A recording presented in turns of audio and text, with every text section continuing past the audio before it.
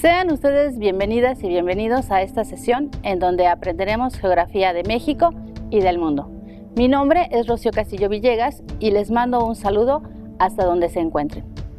Para hacer posible un pronto regreso a nuestras aulas, les recuerdo que es necesario quedarnos en casa, lavarnos las manos con agua y jabón por 20 segundos al menos y si es necesario para ustedes salir de casa, recuerden conservar la sana distancia y usar en todo momento el cubrebocas. Yo soy Enrique Rodal y hoy acompañaré a la maestra Rocío Castillo Villegas en esta sesión para que nos aclare las dudas que vayan surgiendo. ¿Qué les parece? Gracias, Enrique. Es muy importante aclarar las dudas que podamos tener en el desarrollo de esta sesión. En esta sesión titulada Para entender un mapa, aprenderemos a identificar los elementos que hacen posible que interpretemos un mapa, es decir, que podamos saber de qué se trata. Para el desarrollo de esta sesión, solo necesitarán tener a la mano cuaderno de notas, libro de texto, bolígrafo y lápices de colores. Recuerden tomar nota de la fecha, el título de la sesión y hacer en su cuaderno las anotaciones que consideren pertinentes o las dudas que surjan. Enrique, tengo una pregunta para ti. ¿Te gustan los viajes y las aventuras? Maestra, me encantan, pero ahora que hemos estado confinados en nuestra casa, es difícil llevarlos a cabo. Quizá tengas razón, pero yo creo que una forma increíble de viajar y vivir muchas aventuras es la lectura. Por eso les quiero compartir un fragmento del libro llamado El reino del dragón de oro de la escritora chilena Isabel Allende. Tenzing, el monje budista y su discípulo, el príncipe Dil Bahadur, habían escalado durante días las altas cumbres del norte del Himalaya, la región de los hielos eternos, donde solo unos pocos lamas han puesto los pies a lo largo de la historia. Ninguno de los dos contaba las horas porque el tiempo no les interesaba. El calendario es un invento humano. El tiempo a nivel espiritual no existe, le había enseñado el maestro a su alumno. Para ellos, lo importante era la travesía que el joven realizaba por primera vez.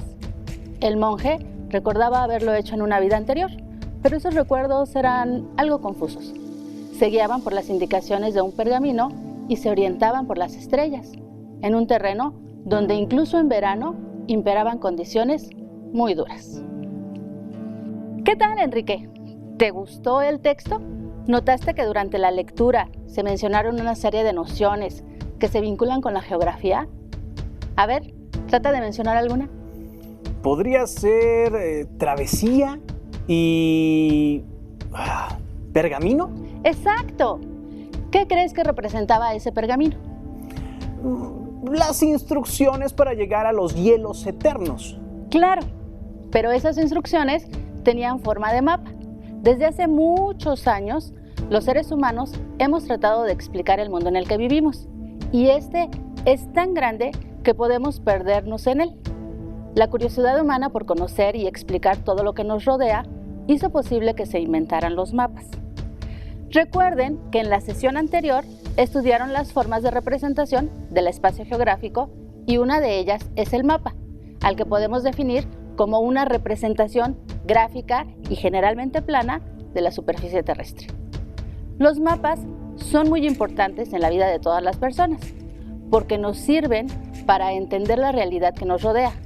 Por ejemplo, al hacer un viaje. Desde luego, esa es una de las muchas utilidades de los mapas, pero seguro has notado que no son todos iguales. Es cierto, maestra, pero ¿por qué son diferentes? Existen muchos tipos de mapas y son diferentes por su contenido, es decir, en aquello que nos describe cada mapa. Hay diversas clasificaciones de los mapas. Por ejemplo, mapas físicos, también llamados geográficos, a los que describen las formas de la superficie de la Tierra. Los mapas topográficos, que nos explican las diferencias de altura en la superficie terrestre con algo llamado curvas de nivel. Los mapas políticos, que nos indican los límites y fronteras, ya sean naturales o artificiales. Y también son muy importantes los mapas temáticos, que como su nombre lo indica, tratan temas específicos tales como la distribución de la población, los flujos migratorios mundiales o el turismo en México. Es por esta razón que hay una enorme cantidad de mapas y se ven todos muy diferentes entre sí. Muy bien, Enrique. Existen muchos tipos de mapas temáticos que son utilizados en el estudio de nuestra asignatura, ya que ellos nos proporcionan información específica y detallada sobre la dinámica de los componentes naturales, sociales, económicos, políticos o culturales que integran el espacio geográfico. ¿Ven este mapa que aparece en su pantalla? ¿De qué nos habla? No podemos saberlo. Sucede que para que nosotros podamos interpretar un mapa y saber de qué nos está hablando, es necesario que tenga ciertos elementos que nos ayuden a comprenderlo. El primero de estos elementos es el título, que debe ser una frase corta y muy precisa que describe el contenido del mapa, tanto en el tema como en el ámbito espacial. Por ejemplo, así se ve un mapa de división política. Generalmente, el título se encuentra en la parte superior. Para que entendamos nuestro mapa, también es necesario que señale la orientación. Generalmente, esto se hace agregando una figura conocida como rosa de los vientos, que nos indica cada uno de los puntos cardinales, con la finalidad de identificar en dónde se localiza el área representada en el mapa. Deben incluirse las coordenadas geográficas. Estas son los puntos de referencia sobre los cuales se localizan los grados de latitud en sentido norte-sur y longitud en sentido este-oeste. Las coordenadas tienen como base la cuadrícula geográfica, que está formada por líneas imaginarias paralelas en sentido horizontal y meridianas en sentido vertical. Un mapa necesariamente se traza a escala, es decir, su representación en el papel debe tener una proporción numérica entre la realidad y lo que está representado. Por ejemplo, si les pido que dibujen un árbol, ¿lo dibujarían de tamaño real o harían una representación reducida? Para hacer este dibujo, no necesitan saber la proporción matemática, pero si fuera para elaborar un mapa, es muy importante que conozcan cuál es la escala utilizada, ya que esta nos dice la relación que hay entre el tamaño real del terreno representado y el número de veces al que se reduce en el mapa.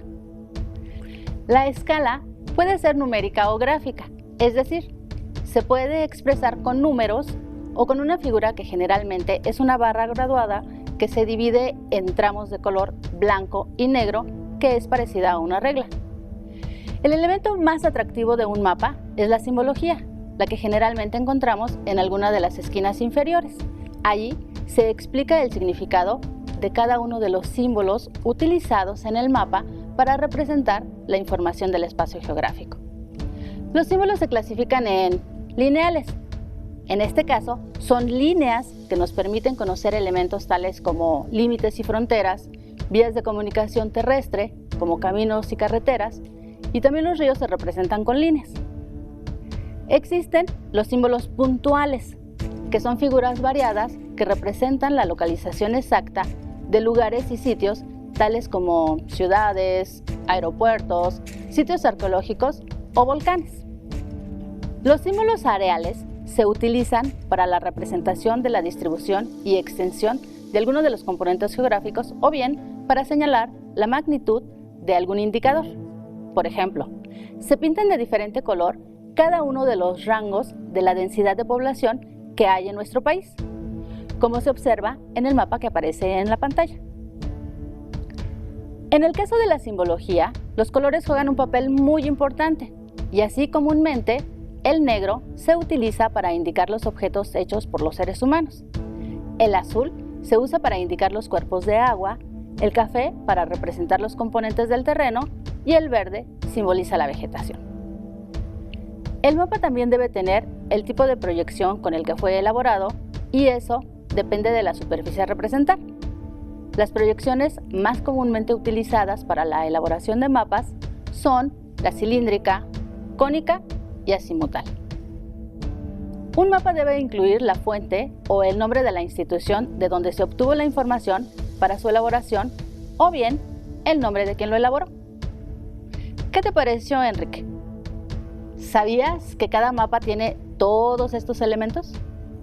¿no? Pero ahora sé que un mapa es más que un simple dibujo y que para interpretarlo necesitamos los elementos que nos acaba de explicar. Así es, si en vez de solo verlo, usamos sus elementos y los interpretamos, un mapa puede ser fascinante.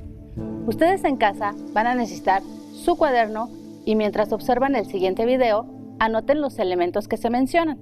Pongan mucha atención, porque al final deberán tener una lista de 7 elementos. ¿Vamos? Hoy quiero compartirles los preparativos para un próximo viaje. ¿Qué les parecería conocer Chiapas?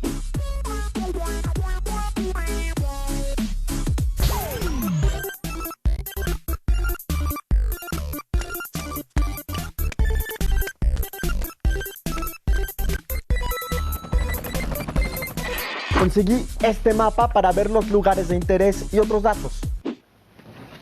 Pero ya no recuerdo qué significan los elementos del mapa.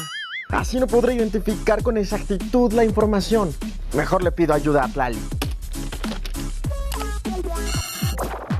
Hola, Edmundo. Hola, Tlali. Necesito tu ayuda para no perderme lo mejor de Chiapas. No recuerdo con exactitud cómo interpretar los elementos de los mapas. No te preocupes, con esto te acordarás. Un mapa no solo se lee, también se interpreta. Por eso contiene elementos que ayudan a las personas a analizarlo de manera correcta. El título, por ejemplo, indica el lugar y el tema representados, es decir, la información que contiene sobre dicho lugar. La proyección con que fue realizado el mapa se refiere al recurso matemático con que se redujo la deformación de la Tierra al representarla en él. Puede ser cilíndrica, cónica o azimutal. Generalmente, las proyecciones llevan el nombre de su creador.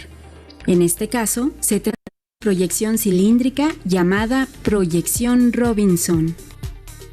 La escala, por su parte, indica cuánto se redujo la superficie real en el mapa, lo que permite calcular en él la distancia entre dos puntos. Los puntos cardinales se señalan mediante la rosa de los vientos y el norte con la meridiana. Ambas dan la orientación. Las coordenadas geográficas son la retícula de paralelos y meridianos. Ayudan a ubicar cualquier lugar dentro del mapa al señalar su latitud y longitud. La leyenda o simbología muestra el significado de los símbolos, figuras o colores usados en el mapa. Permite entender la información que se representa en él. Hay 3 tipos de símbolos en los mapas: lineales, puntuales y areales. Los lineales indican vías de comunicación, límites entre territorios o líneas que unen puntos de igual valor. Por ejemplo, temperatura, precipitación o altitud. Los puntuales generalmente son figuras geométricas que localizan con exactitud lugares o elementos geográficos como ciudades o montañas. Y los areales o de extensión usan colores o texturas para señalar la distribución o extensión de algún proceso en el espacio geográfico. Por ejemplo, la superficie de cada país, los cuerpos de agua o los campos de cultivo. Y por último, la fuente señala la institución o dependencia de la cual se obtuvo la información para elaborar el mapa o el autor que lo realizó. Ahora sí, ya recordé todos los elementos de los mapas. Déjame interpretarlos en el mío. El título me dice que el lugar representado es Chiapas. En cuanto al tema, que se trata de una carta geográfica, es decir, de un mapa general. La orientación está indicada por la rosa de los vientos. Y aquí veo las coordenadas geográficas: la escala, la proyección y la fuente, que en este caso tiene más de una. La simbología muestra rasgos naturales, culturales, turísticos y de comunicación, con símbolos lineales como las carreteras, puntuales como aeropuertos y areales como lagos y lagunas. ¿Qué te parece, Tlali? Que tienes un mapa con los elementos necesarios para que prepares un viaje inolvidable a Chiapas. Sí, además de que podré interpretar cualquier otro mapa que me interese según los elementos que contenga. Gracias, Tlali. De nada, Edmundo. Busquen un mapa de su estado y cuéntenme qué indican sus elementos acerca del lugar. Gracias por acompañarnos. Nos vemos en el camino. ¿Qué les pareció el video? ¿Qué te pareció a ti, Enrique? Después de ver este video, creo que ya podría identificar los elementos en cualquier mapa que llegue a mis manos. Veamos si es cierto. ¿Qué te parece si ahora hacemos una serie de preguntas para repasar lo que aprendimos? Claro que sí, maestra. ¿Pero preguntas? Claro, son muy sencillas. Y además, cada una tiene 3 posibles respuestas para que ustedes en casa elijan la correcta. ¿Empezamos? ¿Cuál es el elemento más atractivo de los mapas? A. Proyección. B. Simbología. O C. Escala. Exacto. La simbología está llena de colores y líneas que hacen que nuestros mapas resulten muy atractivos para la vista. ¿Cómo se le nombra a la frase corta que indica el tema y ámbito espacial de un mapa? A. Orientación. B. Proyección. C. Título. Buen trabajo. El título del mapa nos debe indicar el qué, es decir, de qué trata. El dónde se refiere a la ubicación del área representada. ¿Cuál elemento de los mapas puede ser numérico o gráfico? A. Escala. B. Orientación. O C. Simbología. Muy bien. La escala nos indica el número de veces que está reducido el terreno en un mapa. La última pregunta de nuestra sesión dice así: ¿cuál es la información que nos da a conocer una figura conocida como Rosa de los Vientos? A. Coordenadas. B. Fuente. C. Orientación. Así es, la Rosa de los Vientos nos auxilia indicándonos cada uno de los puntos cardinales. ¿Qué tal lo hiciste, Enrique? Las pude resolver y estoy seguro que todas y todos en casa también lo hicieron. Han hecho un trabajo excepcional. Enrique, ¿te gusta armar rompecabezas? Claro, maestra, de hecho, es uno de mis pasatiempos favoritos. ¿Sabías que los rompecabezas se inventaron a finales del siglo XVIII para ser utilizados en las clases de geografía y aprender división política? Llegó el momento de nuestro desafío. En el cuaderno, elaboren un mapa temático de su entidad. Puede ser algo así como los cenotes de Yucatán, las presas de Puebla, los atractivos turísticos de Baja California o los museos de la Ciudad de México. Ojo, este mapa debe llevar al menos estos 4 elementos de los que aprendimos en esta sesión: título, orientación, coordenadas y simbología. Sé que pueden hacerlo. Adelante. La elaboración de mapas está a cargo de profesionales llamados cartógrafos, quienes tienen mucho cuidado en incluir los elementos que hoy revisamos en nuestra sesión, porque de esta manera se facilita la interpretación de los mapas. Recordemos que para analizar la información que nos proporciona un mapa, debemos poner atención en sus elementos, que son título, orientación, coordenadas, escala, simbología, proyección y fuente. ¿Cuántos de los elementos que revisamos en nuestra sesión de hoy pueden identificar en este mapa de Baja California? Así es, podemos observar el título, la simbología, la orientación, la escala y la fuente. Sigamos hablando de Baja California, pero ahora en la sección ABC Geográfico. Baja California es una de las 6 entidades de nuestra república que hace frontera norte con los Estados Unidos. Al sur, su límite es con Baja California Sur, mientras que al este, el límite es con Sonora y también con el Mar de Cortés, conocido como el Acuario del Mundo, y al oeste con el Océano Pacífico. Como habrán observado, Baja California tiene límite en 2 de sus puntos cardinales con mar, por lo que sus litorales son los segundos más largos del país, sumando un total de 1.493 kilómetros. El territorio de Baja California se encuentra dividido en 5 municipios que son Ensenada, Mexicali, Tecate, Tijuana y Playas de Rosarito. Desde hace muchos años, la ciudad de Tijuana ha sido considerada como el principal punto de cruce de migrantes desde México hasta los Estados Unidos, y esa condición hace que a esta ciudad lleguen personas de diversos lugares del mundo, por lo que en las calles tijuanenses es frecuente encontrar personas chinas, peruanas, haitianas, dominicanas y un largo etcétera. Una de las principales actividades económicas de Baja California es el turismo, debido a la natural belleza de la región que goza de playas, desiertos y valles. Además, cuenta con varias islas, entre las que destaca la isla de Guadalupe, que es el hogar de múltiples colonias de lobos marinos. La ciudad de Mexicali es la capital de la entidad y por ello ahí se encuentran las sedes de los poderes ejecutivo, legislativo y judicial del estado. La cultura de este estado es muy rica y diversa debido a que en ella se mezclan costumbres y tradiciones mexicanas, ya sean precolombinas o coloniales, con costumbres estadounidenses por la proximidad y el increíble flujo de personas entre los dos países. ¿Qué tal, Enrique? ¿Ya te dieron ganas de recorrer Baja California? Maestra, desde luego es un destino que no me quiero perder.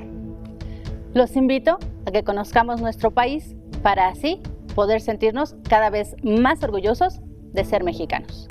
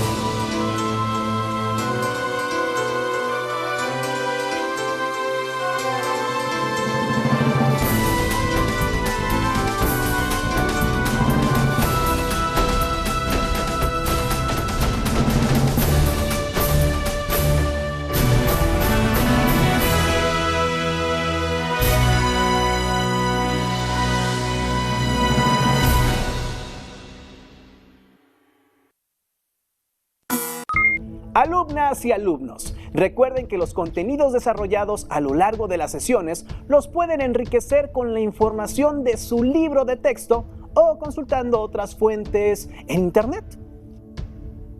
Llegamos al final de nuestra sesión, pero todavía hay mucho que aprender y descubrir. Así que pronto nos vemos aquí en Aprende en Casa 2. Hasta la próxima. Si tienes dudas